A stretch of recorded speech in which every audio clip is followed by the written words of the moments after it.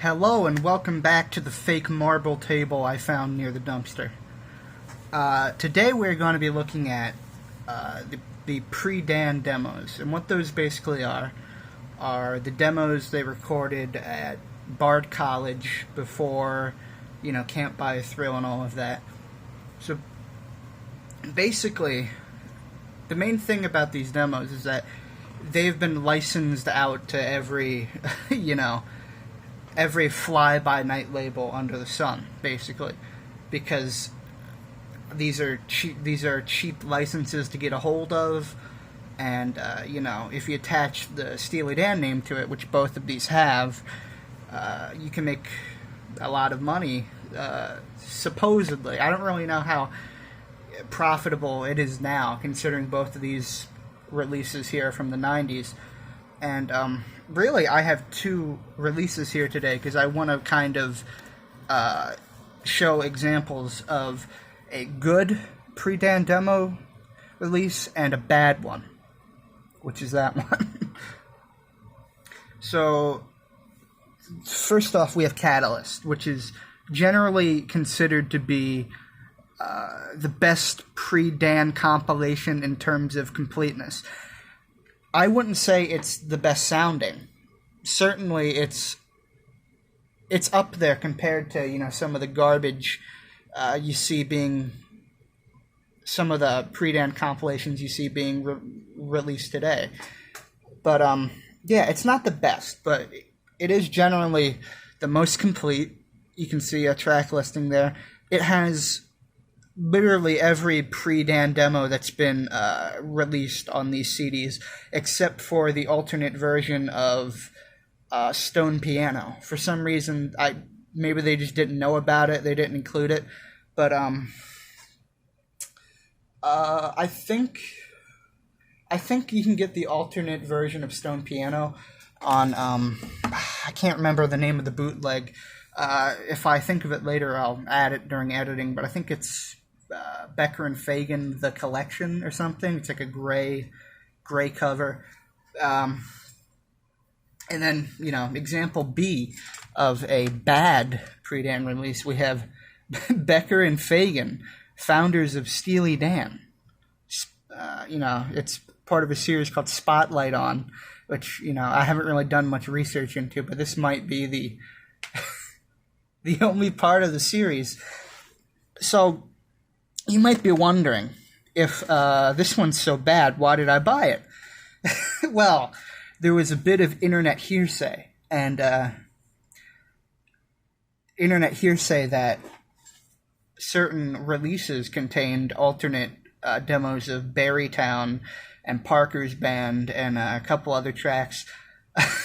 This does not have any alternate demos that have never been heard. This has the studio versions of those tracks. That's why the track time is different. That's what messed me up, because I was like, oh, the track time's different. It's got to be an alternate demo. They wouldn't be able to get licenses to put the studio versions on. And somehow they did. I don't really know if they're licensed, but they sound like absolute garbage. They sound like a 8-track ripped to a cassette ripped to a CD ripped to MP3. They sound awful. And if I can put one of those clips in later, I will. And if I do, it'll be right here.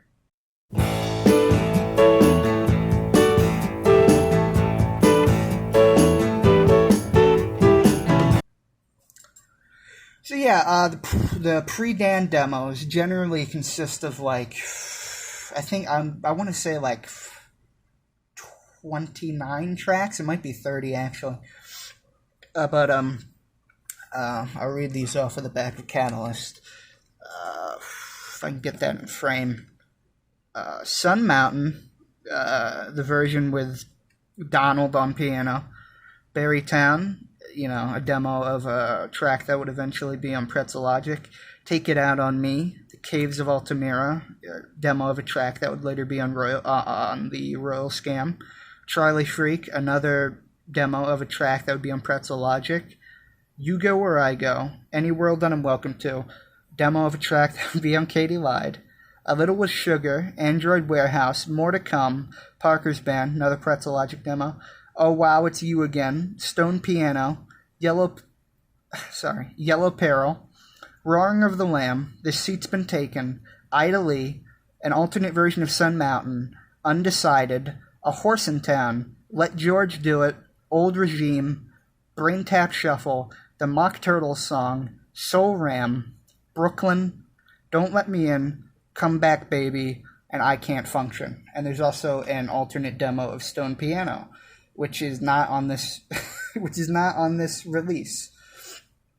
Now, I don't know if all of you watching have listened to these demos, but they're very primitive.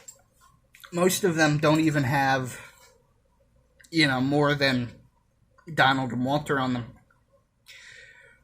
A couple of them have Kenny Vance. Well, really only one of them has Kenny Vance on vocals, and that is the alternate version of Sun Mountain. Now, if you don't know, Kenny Vance was in a band called Jay and the Americans. And Jay and the Americans in the very late 60s and I believe 1970, Becker and Fagan joined them as part of their touring band. And I believe they played on a couple singles and maybe even a whole album. There's a little bit of conflicting info about that online.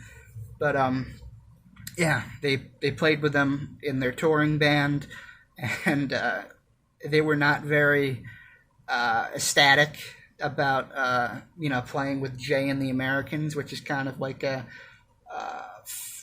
late 50s, 60s kind of style, music. Kind of doo-woppy in some areas. So they generally didn't enjoy that very much. And I'll have to add some of this in post, but I don't know if Kenny Vance found them before they started playing with Jay and the Americans or after, but Kenny Vance saw a lot of potential in the songwriting duo of Becker and Fagan, and gave them kind of the opportunity to record some songs they had written down and song titles they had in a little black notebook. So they did that at the Brill Building, which is a famous kind of songwriting building or whatever. And, they recorded those, they had kind of strange people come in and do, instruments and vocals. A couple of these demos have a guy called Keith Thomas on them. Now, Keith Thomas, we don't really know much about him. He was, Keith Lamel Thomas, yeah. He was a taxi driver and I believe a lifeguard. And I think I'm not sure about this, so don't take my word on it. I think he may have drove a taxi for Denny Diaz's band at the time, which was, I can't remember that as well. I'll add that in post as well. But, yeah, for a couple of the tracks, they got a guy called Keith Thomas in there. And, he's got a voice you wouldn't really, associate with anything Steely Dan related. So I know my first time listening to those was kind of disorienting. It was like, is this like the same people? Because, it's so radically different. But around this time, generally, they weren't writing songs for themselves. With, a couple exceptions. They were writing songs to get picked up by other artists and to be bought out and stuff. And that didn't really go well for them because their songs were too weird for the mainstream pop artists that they were aiming for. So a lot of their songs went to smaller artists at the time. Roaring of the Lamb appeared on Linda Hoover's 1970 album, I Mean to Shine, which was never actually pressed. I have, recordings of that, but I can't really, share them, or else I'll be in a bit of trouble with a friend I made an agreement with. So yeah, at this time, as I said before, they were songwriters at. They weren't really associated with any company at this point, but later on, eventually, they started working for ABC, and they took more of their songs with them. They wrote stuff like "Proud to Be Your Slave," which was covered by a band called Diamond Head, and not the Diamond Head you're thinking of. This was a Hawaii-based rock band, I believe, and they recorded a song written by Becker and Fagan called "Proud to Be Your Slave." It's pretty good. I would look it up and listen to it if I were you. If you haven't heard it before. Funny thing, well, not funny. Tragic thing about Diamond Head is that apparently their lead singer died in a car crash. A couple of years after they started playing and stuff. So that's pretty tragic. Another one of the songs they wrote went to. It was intended for the Grassroots. It was called "Tell Me a Lie," but it was never recorded by them for whatever reason. So in 74, 75, it was scooped up by a country artist, which we literally know nothing about, called the Soundalikes. And there was also reportedly a version by the studio musicians, but literally the only info I can find about that is a Steely Dan database entry, and nothing on there is really credited or like linked or sourced from anything, or at least they don't give you the details about that.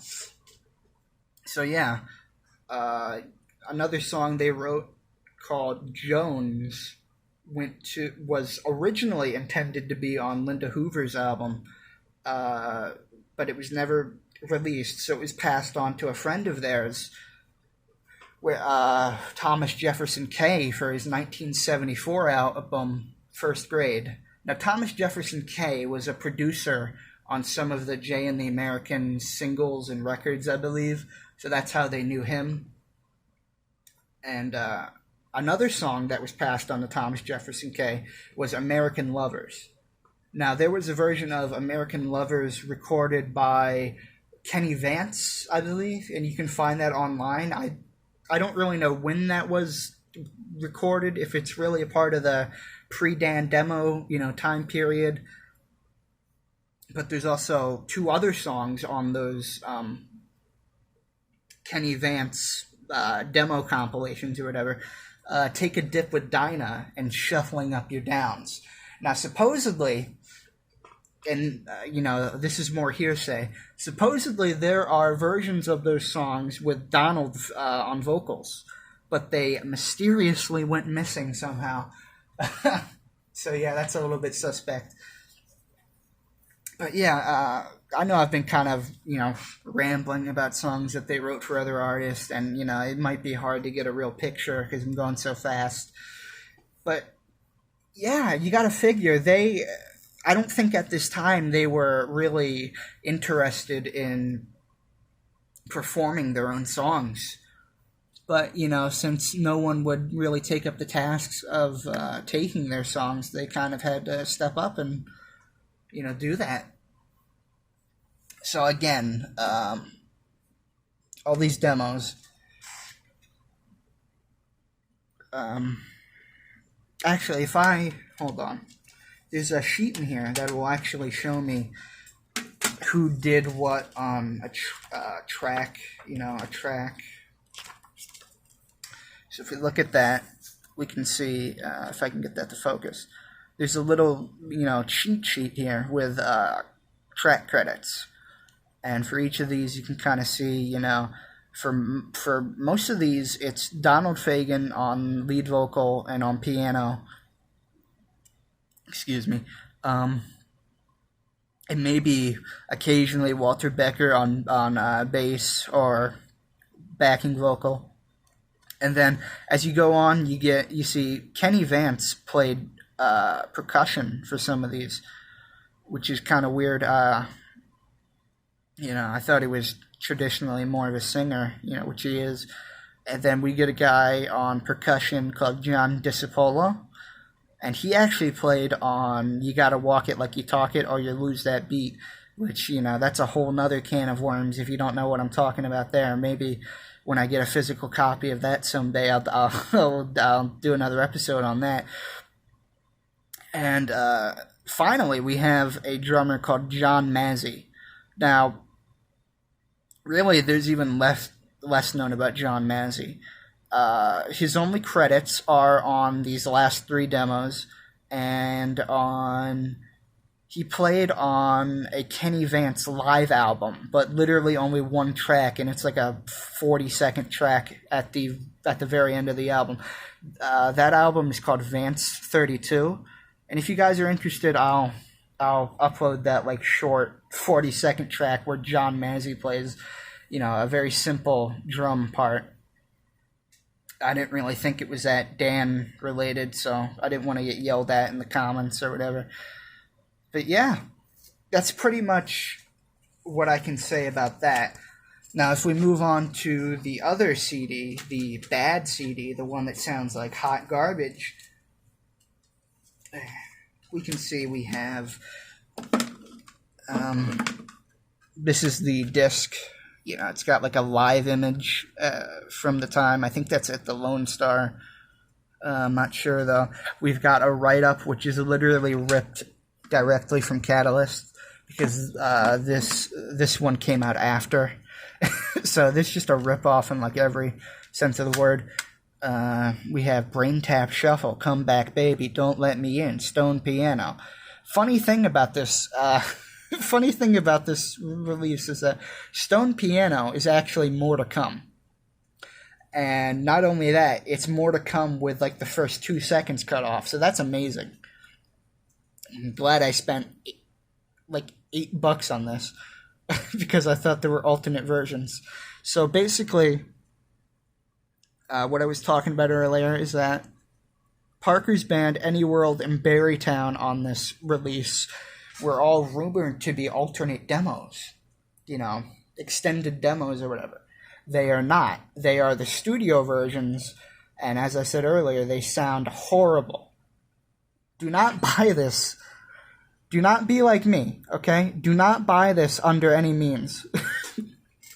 Unless you want your CD rack to be filled with crappy bootlegs and not good-sounding bootlegs like that one. So, let's get,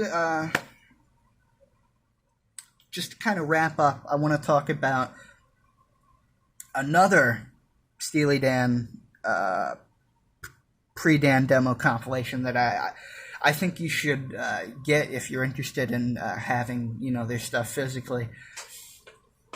It is a release from 1983. Called Steely Dan, featuring Donald Fagen and Walter Becker or whatever. And the way you can identify it is that Fagen is spelled with an A instead of an E. So they kind of messed up on that. So it's very easy to spot. That CD is literally the best quality I have heard any of those demos. Like some of them on there, like Don't Let Me In and the Mock Turtle song, are literally near studio quality. And it's great. They sound even better than Catalyst.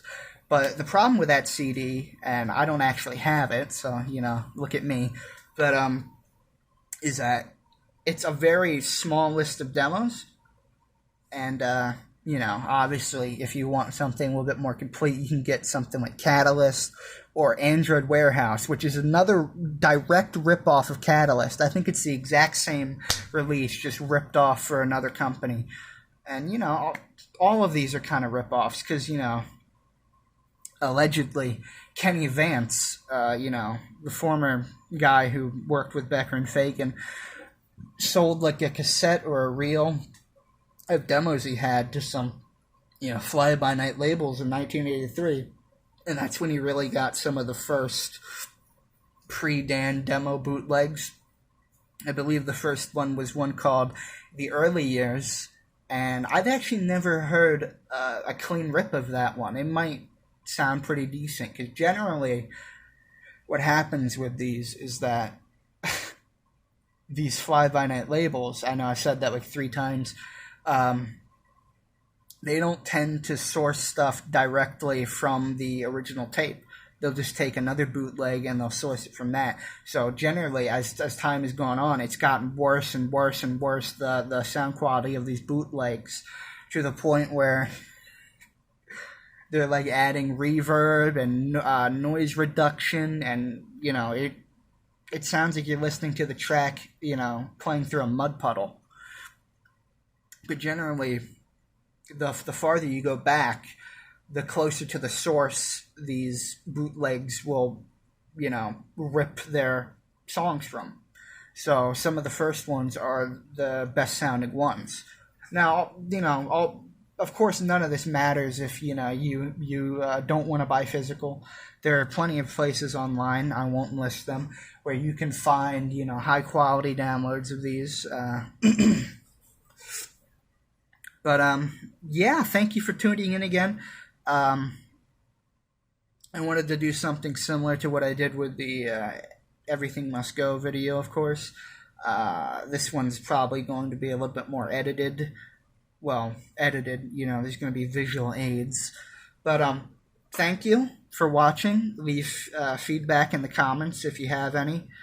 I know I didn't really go in depth about all these tracks I didn't really go in depth with Everything Must Go either, but I know I didn't really talk about these tracks, and there's just so many of them. There's like 30.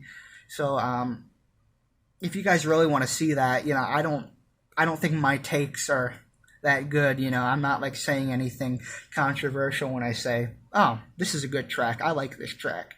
But yeah, if you guys want that, I can give you that later on. But as I said, thank you for watching. Leave feedback if you have any. Leave opinions. I would be delighted to read some of your people's opinions and feedback on what I should do differently if I continue a series like this. So thank you. I'll see you next time, and keep on listening to Dan Recordings.